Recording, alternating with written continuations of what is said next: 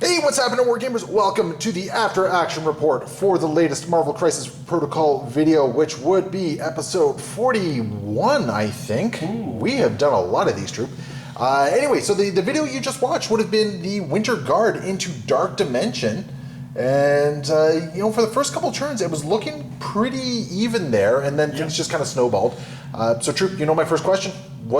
Your squad? How did you like it? Would you change anything? Okay, so the whole point in this was to prevent the Winter Guard from taking down Omega Red, and he stayed. He survived. We fixed the future. Okay, now for the record, I still hit Darkstar and Red Guardian. But he was dazed. You couldn't do anymore. Right. He was done. So what you're saying is I captured him again. He's back in stasis. Yeah, that's fine. You didn't kill him. That was the important thing. He's not dead. That's what matters. It was just going to cause a worse thing in the future. We don't like him. He just didn't die. That's all that matters. Yeah, but otherwise your squad. Yeah, my squad. So I definitely wanted to have Magic and Omega Red in a squad against the Winter Guard. Not necessarily for tactics, but I love the flavor of it. The idea that these two errant Russians were going to be taken back to Russia. So I wanted to build a list around that. I've been wanting to do Omega Red with Dormammu for a while. I feel like Omega Red's biggest weakness is he doesn't have enough power, and I feel like his attacks and his little abilities to pop off stuff have just never really been able to work because he runs out of power really quick. Now, I have to wonder if, because with Omega Red, you ended up kind of doing a hook over here, right? Yeah. I have to wonder if Omega Red did a hook over here and was basically pulling all my guys towards Magic, if that might have been the better play. You know what? You're totally right. I actually thought his ensnare was a lot closer, and because I hadn't had power with him before, I wasn't ready for that. And as soon as I started pulling people towards this side, I was like, oh, he doesn't have to hold him. He's not a flanker. He pulls people into the Grand Melee. Right, he pulls people into the scrum. Because I think that was the big thing. Like, you never were really able to bring Magic to bear during this game, right?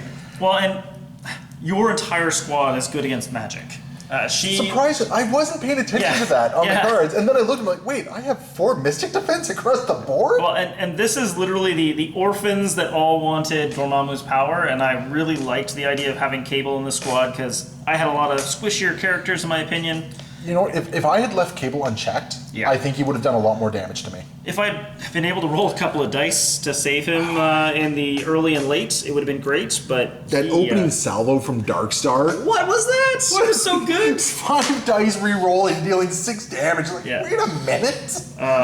You got lucky by defending 2 of those, just to keep them just barely alive. Oh my goodness. It was brutal, and the funny thing is, I was kind of rooting for Darkstar. She's one of my favorite people from this release, and I think she's going to fit into a lot of lists.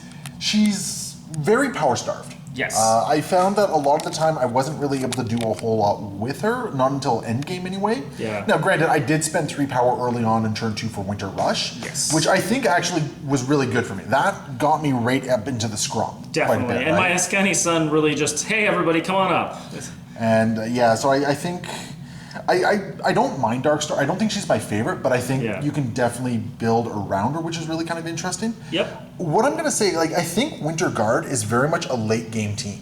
Yeah, but I also feel like they're very good at mitigating the middle game. Like, oh, you're doing all this stuff to slow me down or drop things on me, like conditions, but poison. I'm like, my list is built around poison and using lots of power and doing lots of pulls. And I felt like your list was able to counter a lot of the things that I was doing. Being able to shake off so many of the conditions. I mean, Dormammu had a built-in hex that he could keep throwing out there, right? And I could just go, well, I'm just going to shake it, right? Yeah. I'm like, Incantation of Obliteration is normally a trap. And in this game, I was like, let's do it anyways, because I might as well roll 8 dice and feel better about it. Yeah. No, for sure. I think the Winter Guard is definitely an interesting list to run. I had some fun with it. I really liked Strange in it. Yeah, that felt really good. He was really able to make sure that all your people made it into the late game, despite the fact that I had some silly attacks against them. So. He was putting out Hogat's Hoary Wisdom like candy, right?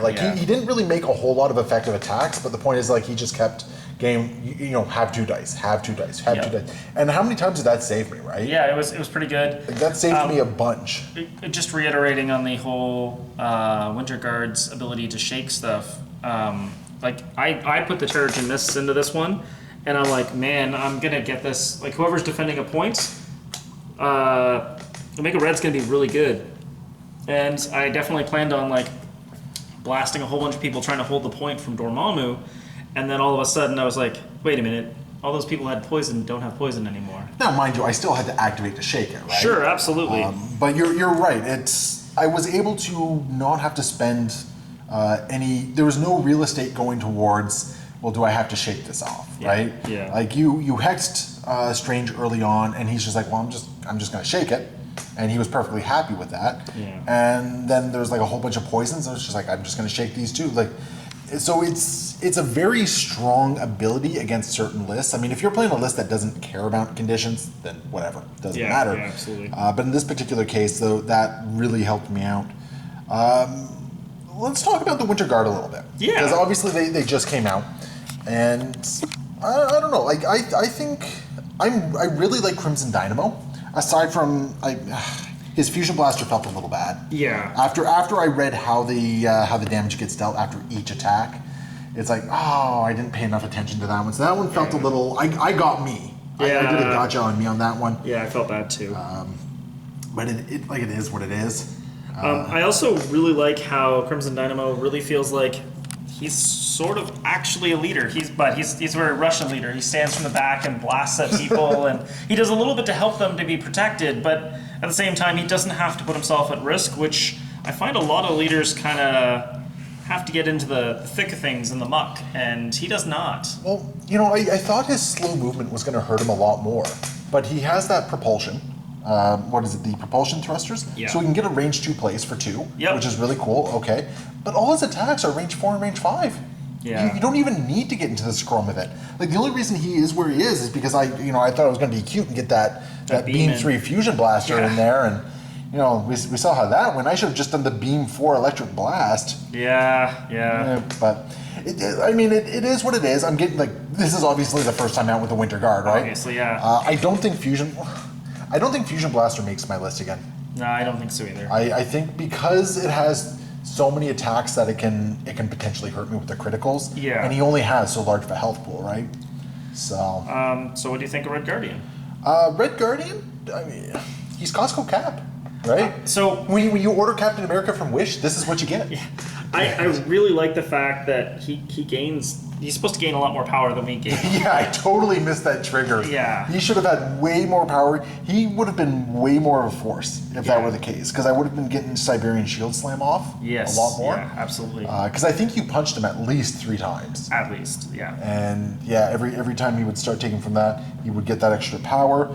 It's kind of funny that it's also allied effect. That Yes, that gets power. that's ridiculous, but very funny. You know what? For a 3 threat, I like him. Yeah, like he feels like what I wanted from Captain America from Core Box, except in a 3-threat package. And There was a couple instances where I thought it's like, oh yeah, I'm gonna bodyguard. Wait, he doesn't have bodyguard, which is it kind of threw me a little bit. He doesn't have bodyguard, although he has the really good card, the Comrade's Keeper, which I really like. Yeah. Because unlike Captain America, I don't think you want to bodyguard with him a lot. Yeah. But you want to get that Comrade's Keeper in there at least once to get that throwaway, and that's a nice little bit of control. Which I really like, and I mean he can target himself with it as well. Absolutely, which is kind of nice. Absolutely. So I think he's a really solid 3 threat. Yeah. I don't think he's anything special, but he's got a size 3 push. He's got a size 3 throw, which is really kind of cool. He's got his shield throw as well. He can add his blanks to his defense, which didn't really save me a lot this game, but it's a nice little bit of extra tech to have. Yeah, there. absolutely. Ursa Major, I'm not sure where to feel on him. I feel like on one hand he had an impact, but he also didn't at the same time. I like his aggressive and I like his charge. I really feel like, despite the fact he doesn't look like he moves very fast, he catches up to you really quick. Yeah. And he was always in a place I didn't want him at any particular point in the game. And he has big enough attacks that you can't really afford to ignore him either, right? Yeah, and him having 7/7 on both sides that's beefy. Like that's pretty solid. So and it's funny, for how long we've been playing this game, I still have a hard time coming to grips with 7 is a lot of health in this game. It really is. It really is. And I keep for some reason thinking like anything more than 7, like I keep forgetting that like 5 and 6 is kind of the norm, is the average, right? Yeah. 7 is actually above average, and he's 7 on both sides. Yeah, he's pretty solid. He can hit hard when he gets in there, and I think he's one of those characters that, I think he sneaks up on you. I agree. I think he sneaks up on you. I do think he really benefits from having someone who can place him, like pairing him with Darkstar. Like I didn't do it in this game, but Darkstar giving him like the range 3 place. Yeah, that would have been really great. But honestly though, like he aggressive. Like remember, he came up this way and then. Yeah, that's right. He started over here, and then I think you did you whip him with the carbon coils? Yeah, hold him with the coils over to somewhere around here. And then you did the rest. And then he just started walking. And I was able to get a whole bunch of aggressives off him with the Winter Rush. Yeah, absolutely. Which if you're playing Winter Guard and you're not taking Winter Rush, I don't know what you're doing. Yeah, it feels like the best card so far from their stuff. So Winter Rush got me right into the scrum. Because it's any time an enemy affected this round, another allied Winter Guard character can advance. So it's not limited to once per turn. Now, it would be interesting if we get a couple more Winter Guard in the future, then you can have an entire squad that'll benefit from it.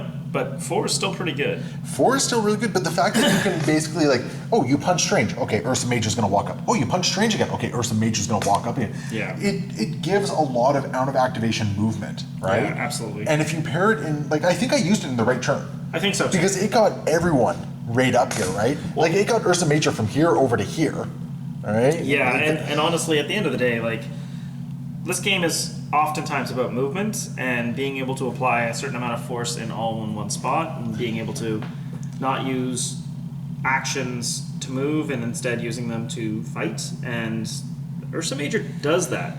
Now, I don't think he's ever going to be the star of the show, but I think he's always going to be a really good comrade. So I don't see you splashing him anywhere. Yeah, probably not. Yeah, I think if you're running Winter Guard, I think there's an argument to be made for him in Winter Guard. Yeah. But outside of Winter Guard, I don't know. Maybe in Sam Spam or Malkith Cabal, but even then, that's I don't see it. No. I don't see it personally. I like him. He's a bear. Yep. I mean, anyone who follows me knows I like my bears. Yep. So I finally have a bear to just run havoc, and you got to do bear things this game, and I'm all for that. Can't argue with that. How about Darkstar? I liked her. I've always felt like she was able to do something, and her biggest weakness is she doesn't always have power.